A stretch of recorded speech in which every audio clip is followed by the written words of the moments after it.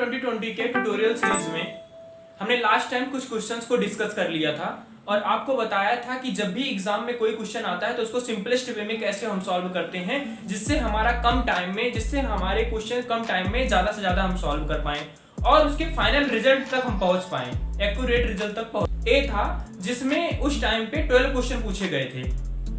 आगे कुछ क्वेश्चन थे रिलेशनल से थे और कुछ रीजनिंग पार्ट से भी थे, तो वो हम धीरे धीरे डिस्कस कर लेंगे।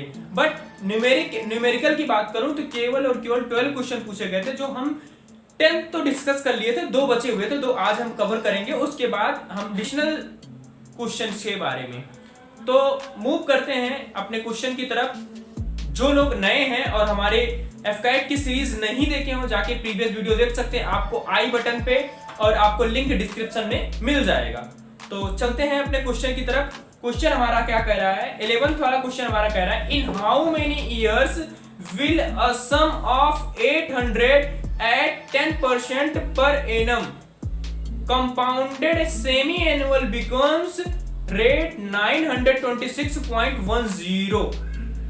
कुछ इस तरीके का क्वेश्चन है और हमें कैसे सॉल्व करना है ये सब हम डिस्कस कर रहे हैं। कह रहा है जो रेट है वो रेट कितना है, 10% है। तो मैं यहां पे बोल दिया ये जो रेट है, rate equals to 10% per annum की बात कर रहा है, पर एनम। और क्या कह रहा है, सेमी एनुअली है, कंपाउंडेड बाय सेमी एनुअली। इसका मतलब ये है 10% पर एनम इक्वल्स टू होगा 5%। तो यहां पे मैं कर लिया पर एनम लिख दिया और इक्वल्स टू हो गया हमारा 5% हाफ ईयरली 5% हाफ ईयरली। यहां पे ये चीजें गिवन है। अब आपको फार्मूला याद रखना है। फार्मूला क्या था हमारा, 1 प्लस आर डिविजिबल बाई 100 और मल्टीप्लीकेशन में हमारा क्या होता है, टी होता है। आई थिंक ये फार्मूला सबको पता होगा। अब आगे हम बात कर लेते हैं। ए हमारा गिवन था, ए कितना गिवन था, कह रहा था 926.10। तो यहां से 926.10 हमने कर लिया, ए गिवन था। पी की बात करते हैं, पी कितना गिवन है, वो अमाउंट जिसपे वो लगाना चाह रहा है कितना, 800 गिवन है, तो 800 कर लिया। और 1 प्लस आर की वैल्यू गिवन थी, आर की वैल्यू यहाँ पे गिवन थी, रेट उसका 10% है, रेट उसका 5% है। लेकिन हाफ ईयरली की बात पूछ रहा है, तो हाफ ईयरली में कितना, 5 डिविजिबल बाई यहाँ पे हो गया 100 और टी की वैल्यू हमें फाइंड आउट करनी है, तो टी तो यहाँ हो ही गया। इसको थोड़ा सा सॉल्व कर लेंगे तो ये क्या आ जाएगा, यहाँ पे आ जाएगा, तो यहाँ से हो जाएगा 926 पॉइंट हटा दिया, 10 अगर कर दिया तो 8 में 00 हो गया, यहाँ से डिविजिबल हो गया, तो 8 में 2 0 ऑलरेडी था और ये 2 पॉइंट को हटाने से 2 0 और हो गया, इक्वल्स टू हमारा हो गया 1 प्लस 5 डिविजिबल बाई 100। इसमें कोई प्रॉब्लम नहीं होगी और ये टी तो पीछे रहेगा ही। फटाफट एक कैंसिल हो गया, 2 नहीं, एक कैंसिल हो गया। अब इसको जब सॉल्व करेंगे तो यहाँ 21/20 का होल क्यूब आया और इक्वल्स टू हुआ ये भी 21/20 इंटू टी, ये आया। तो यहां से जो सॉल्यूशन की बात कर रहा है, अगर हम इसको फाइंड आउट करेंगे, जब इसको फर्दर कंटिन्यू करेंगे, तो हमारा जो टी की वैल्यू आती है, टी की वैल्यू इक्वल्स टू आती है 3 हाफ ईयर आ गई।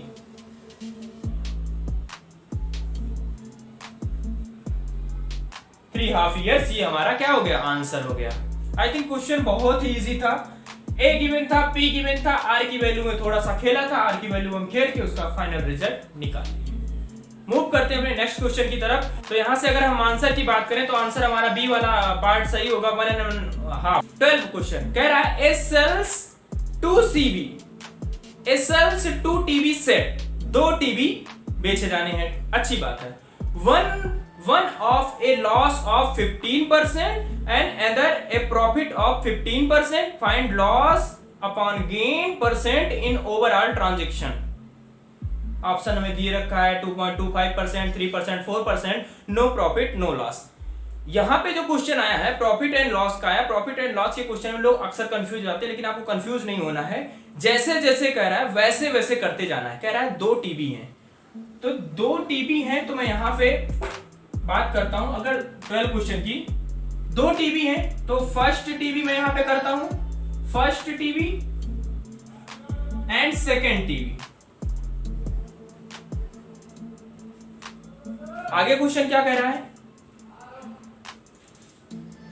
क्या कह रहा है 2 TV, 1 at a loss of 15%। पहले का कितना 15% लॉस हुआ और दूसरे में कितना हुआ 15% प्रॉफिट हुआ। तो अगर पहले में 15% लॉस हुआ तो लॉस को मैं कुछ ऐसे कर दे रहा हूं, लॉस कितना हुआ 15%, और इसके लिए कर दे रहा हूं प्रॉफिट कितना हुआ, प्रॉफिट हुआ कितना 15%। प्रॉफिट को मैं ऊपर से शो कर रहा हूं। आई थिंक इतने में कोई किसी को प्रॉब्लम नहीं होगी। अब क्या कह रहा है, कह रहा है फाइंड आउट करना है लॉस अपॉन गेन परसेंटेज की बात कर रहा है। तो पहले हम मान लेते हैं जो टीवी की प्राइस थी वो 100 थी, जो टीवी हमें बेचना था, जो टू टीवीज थी, एक एक की प्राइस 100 थी। तो लेट प्राइस ऑफ टीवी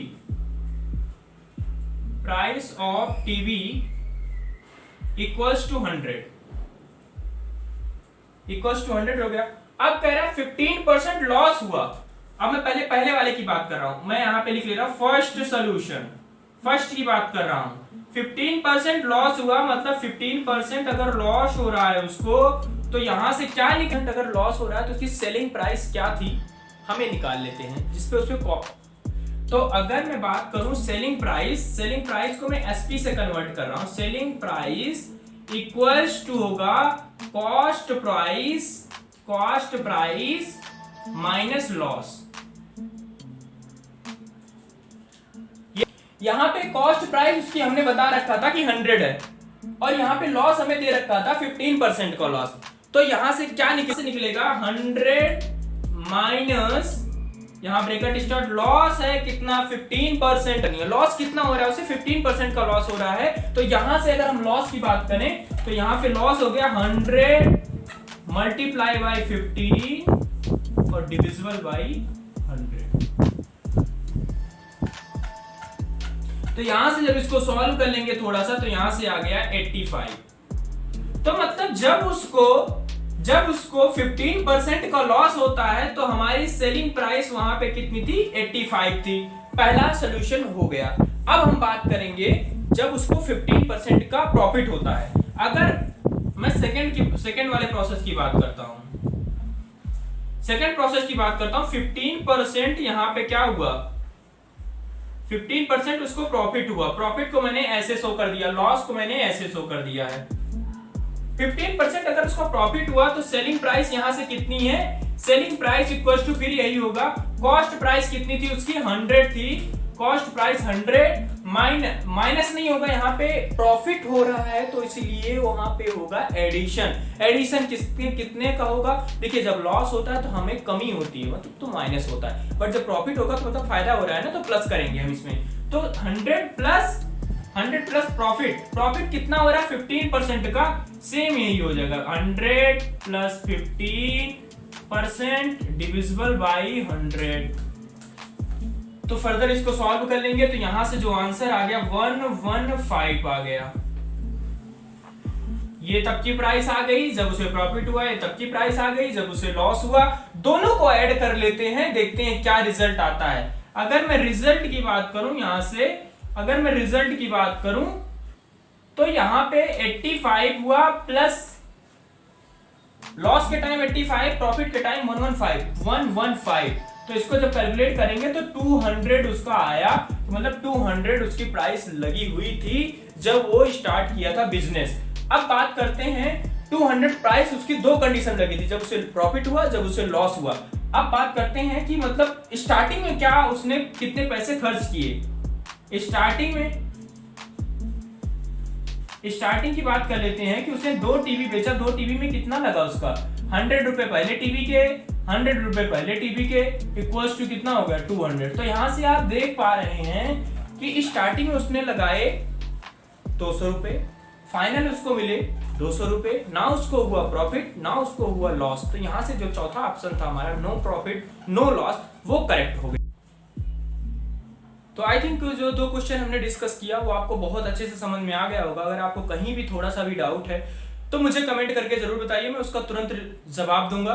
और अगर आपको इन क्वेश्चंस का सॉल्यूशन चाहिए या इन क्वेश्चंस का पूरा आपको एक लिस्ट में चाहिए, आपको एक पीडीएफ फॉर्मेट में चाहिए, तो आपको नीचे टेलीग्राम का लिंक मिल जाएगा, आप वहां से जाके ज्वाइन कर सकते हैं। चैनल का नाम है इमोश चंद्रा, वहां पे आपको ये सारी चीजें मिल जाएंगी। तो मूव करते हैं अपने अगले क्वेश्चन की तरफ जो एफकैट में आता है। रिलेशनल बेस्ड क्वेश्चंस आते हैं, बहुत ही अच्छे क्वेश्चन होते हैं, लगभग लोग इसको स्किप कर देते हैं और इसमें टाइम तो बिल्कुल लगता ही नहीं है, बहुत आसानी से सॉल्व होता है, एकदम एक झटके में सॉल्व हो जाता है, टाइम भी नहीं लगता।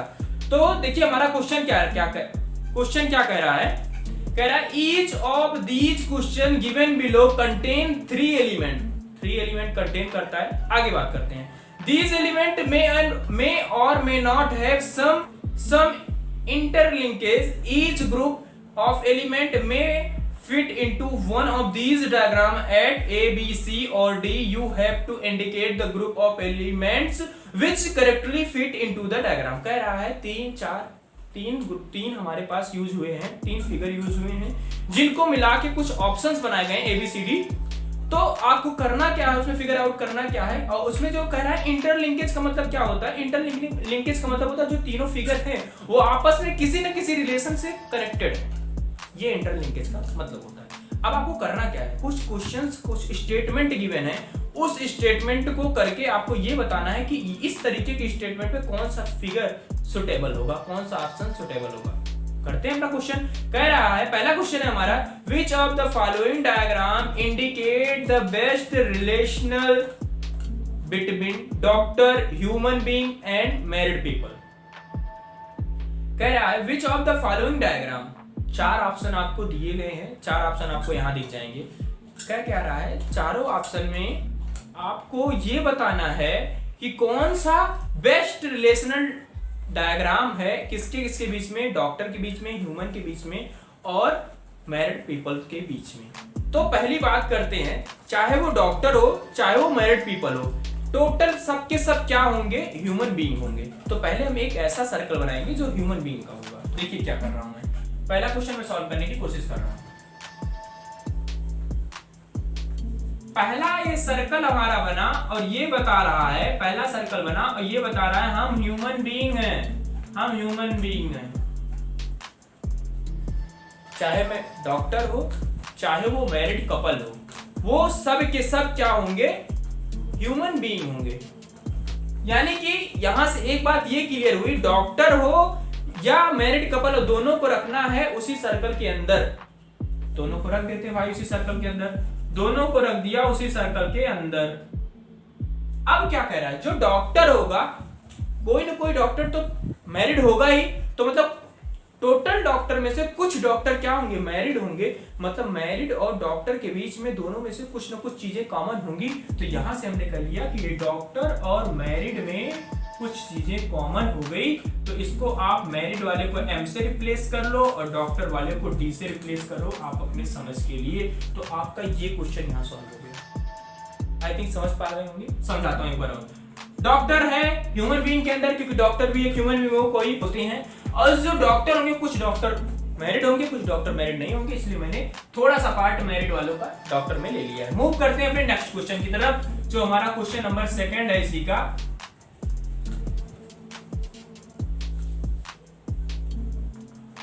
क्या कह रहा है, which of the following diagram indicate the best relation between man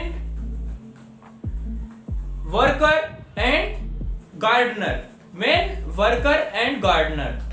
तो पहली बात यहां समझते हैं, गार्डनर को रखते हैं पहले साइड में, मैन और वर्कर में समझते हैं कि जो मैन होगा, देखिए सारे वर्कर तो मैन होते नहीं है, कुछ वर्कर तो हमारे वुमेन्स भी हो जाती हैं, या कुछ वर्कर हमारे जो मैन वुमेन्स नहीं होते वो भी होते हैं। तो अगर मैं बात करूं वर्कर की, तो कुछ वर्कर तो मेन होंगे। तो पहले मैं एक बना लेता हूं मेन का डायग्राम। ये हमारे ये बता दिया कि हम ये लोग क्या हैं, मेन है। और इसी मेन में से कुछ लोग ऐसे भी होंगे जो वर्कर होंगे, तो कुछ लोग ऐसे भी होंगे जो वर्कर, कुछ लोग की बात कर रहा था, तो कुछ लोग का हमने बना लिया, कुछ लोग क्या होंगे, वर्कर होंगे, वर्कर को W से रिप्लेस कर लिया। अब क्या कह रहा है, मेन वर्कर तो हमने बना लिया। अब एक बात और कहा था, क्या बात है किया था, एक बात और किया था, गार्डन की बात किया था। गार्डन का कोई रिलेशन तो है ही नहीं, मान लो कुछ काम करेंगे तो गार्डन तो अपना अलग पार्ट है ना, तो गार्डन को आप यहाँ रख दो, कोई दिक्कत नहीं, सबसे हट के कर दो और इसको रिप्लेस कर दो जी से, कि गार्डन का डायरेक्टली इनडायरेक्टली कोई रिलेशन नहीं, आप इसमें से नहीं कर सकते कि कोई अगर आप इसमें से मैच करा दे गार्डन को तो मेन गार्डन होगा, नहीं। गार्डन में काम करना अलग है और दोनों को ओवरलैप कराना मतलब उसकी कुछ प्रॉपर्टी उसमें हो जाना, तो ये गलत है। तो यहां से हमारा जो आंसर हुआ इसका आई थिंक हुआ, ये आंसर हुआ हमारा डी वाला पार्ट हो गया। तो मूव करते हैं अपने थर्ड क्वेश्चन की तरफ। अगला क्वेश्चन कह रहा है which of the following diagram indicate the best relation between male cousin and nephew. बहुत सिंपल है, मेल कजन और नेफ्यू। मेल कह रहा है, कजन कह रहा है, नेफ्यू कह रहा है, तो पहले हम एक बनाएंगे मेल का, एक बना लेंगे एक सर्कल मेल का जो होगा। तो हमने कहा यहाँ पे एक सर्कल ऐसा बनाओ भाई जो मेल का हो, तो यहां से हमने एक सर्कल बना लिया और इसको बोल दिए ये है मेल। अब क्या कह रहा है, मेल और नेफ्यू और कजन, तो जो नेफ्यू होता है सारे के सारे नेफ्यू जो होते हैं वो मेल ही होते हैं, तो मतलब जो नेफ्यू का आएगा सर्कल मेल के अंदर आएगा, तो यहां पे हो गया नेफ्यू और इसको हमने इंडिकेट कर दिया एन से। अब मेल नेफ्यू तो हो गया, आगे क्या बात कर रहा था, कजन। कुछ कजन ऐसे भी होंगे जो मेल होंगे, कुछ कजन ऐसे होंगे जो मेल नहीं होंगे, जो फीमेल होंगे। तो हम कहते हैं एक कजन का बॉक्स, एक कजन का सर्कल बनाएंगे और कजन के सर्कल में से कुछ लोग ऐसे होंगे, कुछ लोग ऐसे होंगे जो मेल होंगे, कुछ लोग ऐसे होंगे जो मेल नहीं होंगे, तो ये हमारा हुआ कजन। सिंपल था, आराम से निकल गया। मूव करते हैं अपने फोर्थ क्वेश्चन की तरफ। Which of the following diagram indicate the best relation between children naughty and studious? तो तीन चीजें हैं, चिल्ड्रन है, नॉटी है, स्टूडियस है। तो सिंपल सी बात है, कोई भी चिल्ड्रन नॉटी हो सकता है, स्टूडियस दोनों भी हो सकता है। तो यहाँ पे जो डायग्राम बनेगा इसको तो सबसे सिंपल है, लेकिन सारे नहीं होते, सारे चिल्ड्रन नॉटी होते नहीं, कुछ चिल्ड्रन होते हैं। तो पहले मैंने एक डायग्राम बनाया, कहा ये हमारे हैं चिल्ड्रन, तो ये चिल्ड्रन है तो मैंने सी से रिप्लेस कर दिया। और कुछ चिल्ड्रन होते हैं नॉटी, तो हमने कहा था ये चिल्ड्रन, इतने चिल्ड्रन में से इतने चिल्ड्रन क्या है, नॉटी हैं, तो हमने कहा नॉटी हैं। मतलब कुछ सारे चिल्ड्रन में से कुछ चिल्ड्रन नॉटी हो गए और कुछ चिल्ड्रन क्या स्टूडियस भी हैं, तो हमने कहा कुछ चिल्ड्रन स्टूडियस भी हो सकते हैं और नॉटी दोनों हो सकते हैं। तो यहां से जो हुआ ऐसा कुछ हुआ,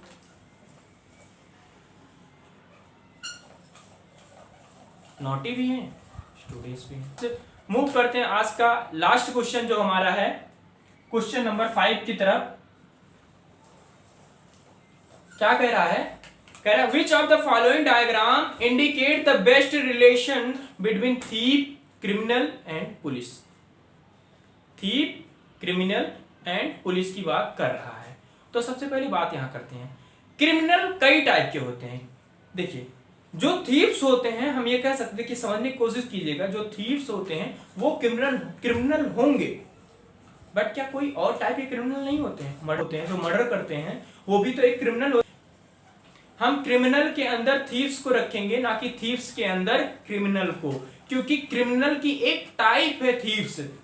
तो मैंने यहां कहा कि आप एक सर्कल बना लो और ये बता दो कि ये है क्रिमिनल और इसके अंदर आता है थीव्स। तो इसके अंदर आता है थीव्स, इसका मतलब होगा जो थीव्स होंगे, जितने थीव्स होंगे सारे के सारे क्रिमिनल के लिस्ट में आते हैं, सारे के सारे क्रिमिनल हैं। तो मैंने यहाँ पे बोल दिया ये जो थीव्स हैं सारे के सारे क्रिमिनल हैं। और क्या बात कर रहा था, पुलिस के बीच में रिलेशन बता रहा था, तो पुलिस तो इससे रिलेटेड है ही नहीं, कोई भी पुलिस क्रिमिनल नहीं होती, कोई भी पुलिस थीव्स नहीं होती, तो दोनों से किसी को लिंक नहीं करना है। तो पुलिस को हमने रख दिया सेपरेट और पुलिस को कर दिया पी से डिनोट। आई थिंक वीडियो आपको पसंद आई होगी। अगर आपको थोड़ी सी भी अच्छी लगी हो तो आप इसे लाइक कर सकते हैं, अपने फ्रेंड के साथ शेयर कर सकते हैं। अगर आपको हमारे टेक्निकल वीडियोस देखनी है तो उसकी प्लेलिस्ट पड़ी हुई है, आप जाके वहां पे देख सकते हैं टेक्निकल वीडियो की। अगर आपको लिंक चाहिए तो डिस्क्रिप्शन में मिल जाएगी और कुछ वीडियो की लिंक आई बटन पे मिल जाएगी। अब जो FCAT 2020 में जो भी ट्यूटोरियल्स आएंगे वो आएंगे रीजनिंग क्वेश्चन पे बेस्ड, क्योंकि रीजनिंग के 32 क्वेश्चन आते हैं। अगर उस पे हमारी कमांड अच्छी खासी हो गई तो हमारे एक अच्छा स्कोर आ सकता है। तो अब जो आएंगे क्वेश्चन रीजनिंग पे आएंगे, फिर अगला सेट उठाएंगे, फिर उसके मैथ्स रीजनिंग ऐसे चलता रहेगा। अगर आपको कुछ और भी चाहिए जैसे जीके जीएस इन सब का चाहिए या कोई क्वेश्चन पेपर चाहिए तो आप हमें कमेंट करके बता सकते हैं और हमारे टेलीग्राम चैनल को ज्वाइन कर सकते हैं, वहां पे आपको चीजें मिल जाएंगी। नीचे हमारा कुछ सोशल मीडिया हैंडल्स है, अगर आप उस पर कनेक्ट करना चाहते हैं तो आप जाके वहां पे जुड़ सकते हैं। वहां पे मैं आने वाली वीडियो की अपडेट देता हूं कि मैं किस चीज पे वीडियो अपनी ला रहा हूं। अगर आप हमारे चैनल पे नए हैं तो हमारे चैनल को लाइक कीजिए, शेयर कीजिए, सब्सक्राइब कीजिए। मिलते हैं ऐसे ही एक नई वीडियो में, तब तक के लिए बाय।